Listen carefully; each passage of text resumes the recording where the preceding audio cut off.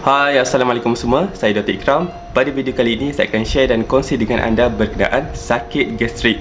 Mengapa ataupun punca kenapa gastrik ini terjadi dan sedikit mengenai rawatan kepada sakit gastrik. Jom kita saksikan.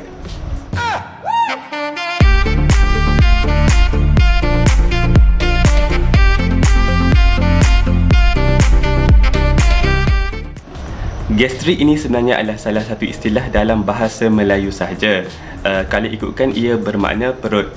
Dalam percakapan harian masyarakat Melayu, gastrik ini dalam perubatan boleh ditafsirkan kepada dua jenis penyakit, iaitu satunya gastritis, yang kedua iaitu ulcer perut. Tapi kebanyakannya bila kita sebut gastrik, ia bermaksud penyakit gastritis. Untuk lebih senang saya explain dan juga untuk kita faham selepas ini, saya akan lebih menggunakan term gastrik berbanding gastritis. Jadi lepas ni dalam semua video ini saya akan gunakan term gastrik. Kenapa gastrik berlaku? Okey, ia ada beberapa sebab kenapa gastrik boleh berlaku. Yang pertama iaitu mengenai jangkitan bakteria. Jangkitan bakteria ini disebabkan oleh bakteria yang kita namakan sebagai H. pylori, Helicobacter pylori. Bakteria ini boleh masuk melalui salur makanan dan ia masuk melalui makanan dan ia boleh menempel di dinding perut. Bila bakteria ini berada di sana, ia akan menyebabkan radang iaitu inflammation di bahagian perut dan lama-kelamaan ia akan menghakis dinding perut. Bila keadaan ini terjadi, asid dalam perut akan bertindak kepada dinding itu tadi. Dan ini seterusnya akan menyebabkan pesakit komplain, pesakit mempunyai gejala seperti itu rasa sakit dan juga rasa pedih. Faktor kedua ialah mengenai pengambilan ubat tahan sakit, iaitu kita namakan sebagai NSAID. Grup NSAID ini adalah tujuan utama dia ialah untuk menahan sakit individu yang mengambil ubat itu. Tapi side effectnya dia akan menyebabkan efek kepada penghasilan mukus, pengeluaran mukus di perut, iaitu sebagai pelindung kepada perut. Mukus ini akan protect perut daripada asid yang dihasilkan di dalam perut. Jadi bila mukus ini kurang, asid akan senang menghakis perut dan ia akan menyebabkan dinding perut itu makin menipis dan boleh menyebabkan keradangan inflammation kepada dinding perut. Faktor ketiga ialah mengenai stres ataupun tekanan. Bila tertekan, individu itu akan lebih cenderung untuk menghasilkan asid secara berlebihan. Asid yang lebih akan menghakis dinding perut dan menyebabkan individu itu merasa sakit dan pedih di bahagian ulu hati. Faktor keempat iaitu alkohol dan rokok. Sama sahaja dengan stres, dua perkara ini akan menyebabkan penghasilan asid yang berlebihan dan ia akan menipiskan ataupun menghakis lapisan perut itu tadi. Seterusnya kita pergi kepada faktor kelima iaitu makanan.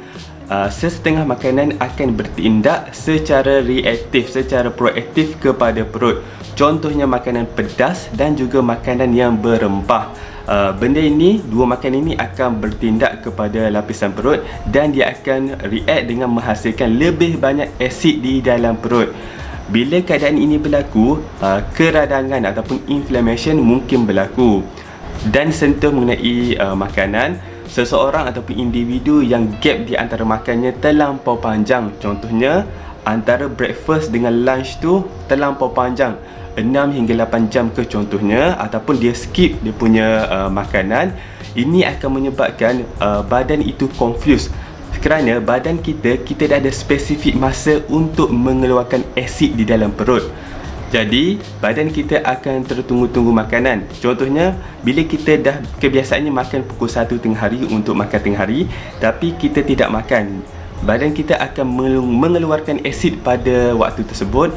Bila kita tidak makan, asid itu tidak digunakan. Jadi benda ini akan menghakis dinding perut. Lama-kelamaan asid yang berlebihan ini akan menyebabkan keradangan di dinding perut dan biasalah pesakit akan komplain sebagai rasa sakit dan juga rasa pedih di ulu hati. Bagi rawatan pula, saya akan sentuh sedikit sahaja mengenai rawatan, kerana rawatan betul ini adalah berbeza bergantung pada individu itu sendiri. Yang pertamanya, elakkan semua jenis punca ataupun penyebab yang saya mention di awal video tadi, iaitu 5 jenis punca itu tadi. Cuba elakkan, cuba perbaiki gaya hidup dan cuba elakkan punca-punca yang boleh menyebabkan sakit gastrik. Yang kedua, iaitu jaga diet ataupun jaga makan. Pastikan makan secara on time. Ia kerana ia akan mengelakkan asid yang berlebihan di dalam perut untuk dihasilkan. Saya ambil contoh, kalau masa breakfast, kalau seseorang itu makan pukul 7 pagi, jadi tetapkan pukul 7 pagi itu perlu makan. Kerana kalau kita drag makan pukul 8 ke pukul 9, asid itu tidak akan digunakan dan asid berlebihan ini akan menyebabkan radang dan menghakis dinding perut. Dan cuba elakkan makanan pedas atau berempah jika badan kita tak biasa dengan makanan itu. Kalau badan kita tak biasa, mungkin perut kita akan menghasilkan lebih asid. Seterusnya, yang ketiga iaitu rawatan berkenaan dengan ubat. Ubat yang kita boleh gunakan antaranya iaitu antacid. Antacid ini adalah salah satu jenis ubat yang boleh menetralkan asid di dalam perut.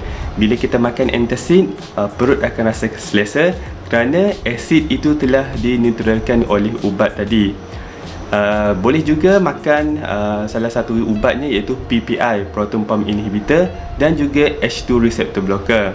Ubat ini akan bantu mengurangkan penghasilan asid dan bila ini berlaku, ia akan mengurangkan simptom dan juga gejala sakit gastrik. Last sekali, mungkin kita boleh bagi rawatan antibiotik untuk merawat jangkitan bakteria H. pylori yang saya mention di awal video tadi. Berkenaan rawatan ini, saya mention sepintas lalu sahaja kerana rawatan yang khusus adalah bergantung kepada individu itu sendiri. Kena dapatkan nasihat doktor supaya rawatan yang spesifik dan tepat boleh diberikan kepada pesakit. Akhir kata, kalau anda suka dan rasa video ini bermanfaat untuk anda boleh subscribe channel ini. Last sekali saya ucapkan terima kasih kerana menonton dan Assalamualaikum.